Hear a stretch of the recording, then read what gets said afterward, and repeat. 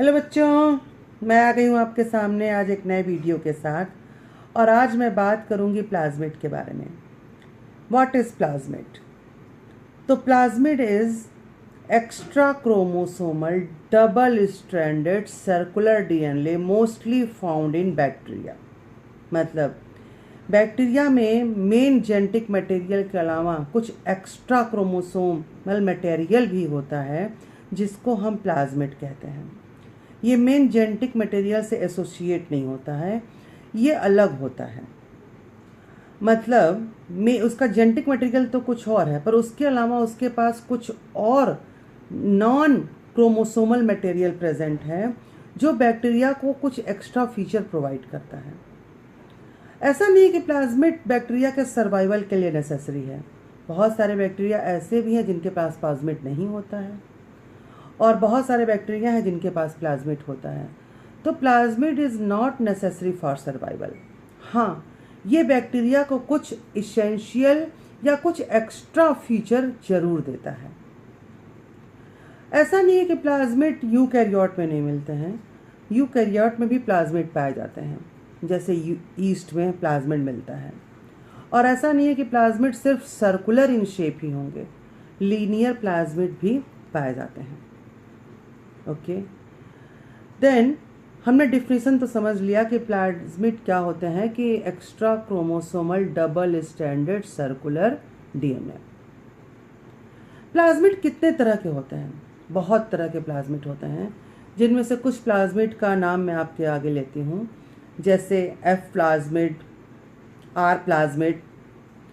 F plasmid को हम fertility plasmid कहते हैं। मतलब ये प्लाज्मिड जिस बैक्टीरिया में होता है वो कॉन्जुगेशन परफॉर्म कर लेता है, ये कॉन्जुगेशन में हेल्प करता है। आर प्लाज्मिड रेजिस्टेंस प्लाज्मिड, ऐसे बैक्टीरिया जिनके पास आर प्लाज्मिड होता है वो एंटीबायोटिक के लिए रेजिस्टेंस शो करते हैं। इसके अलावा बहुत तरह के प्लाज्मिड हैं जो पाए जाते हैं। प्लाज्मिड का साइज बहुत छोटा होता है। मतलब मेन जेनेटिक मटेरियल के कंपैरिजन में प्लाज्मिड्स में बहुत कम बेस पेयर होते हैं। 1 to 200 बेस पेयर आकर इन प्लाज्मिड। एक बैक्टीरियल सेल के अंदर प्लाज्मिड की एक ही कॉपी हो सकती है या बहुत सारी कॉपी हो सकती है। ये कहलाता है प्लाज्मिड का कॉपी नंबर। मतलब एक बैक्टीरिया के अंदर प्लाज्मिड की एक कॉपी हो या बहुत सारी हो, जितनी ज़्यादा कॉपी बनती है उसको हम कहते हैं हाई कॉपी नंबर, और जिसमें कम कॉपी बनती है उसको कहते हैं हम लो कॉपी नंबर। तो प्लाज्मिड जो है वो इतना स्मॉल होता है कि बैक्टीरिया में इसकी बहुत सारी कॉपी रह सकती है। जितना है इसका साइज कम होगा उतनी ज़्यादा कॉपी इसके अंदर बैक्टीरिया के अंदर इसकी पाई जाती है। ये इनहेरिटेबल होता है। मतलब जब बैक्टीरिया डिवाइड करता है तो ये डॉटर सेल में भी जाता है। ये सारे प्लाज्मिड के कैरेक्टरिस्टिक फीचर हैं। प्लाज्मिड का यूज़ हम एज ए वेक्टर करते हैं जीन ट्रांसफ़र के लिए। मतलब जैसे कि हम टीआई प्लाज्मिड एक नेचुरली आकरिंग प्लाज्मिड है, ठीक है, और हम प्लाज्मिड में अपना gene interest of gene insert करके इसको एज ए वेक्टर यूज़ करते हैं दूसरे किसी ऑर्गेनिज्म में जीन ट्रांसफ़र के लिए। ये सारी बातें बायोटेक्नोलॉजी में हम धीरे धीरे करेंगे। आज तो सिर्फ हम ये जानते हैं कि प्लाज्मिड होता कहाँ है, कहाँ पाया जाता है और इसका फंक्शन क्या है।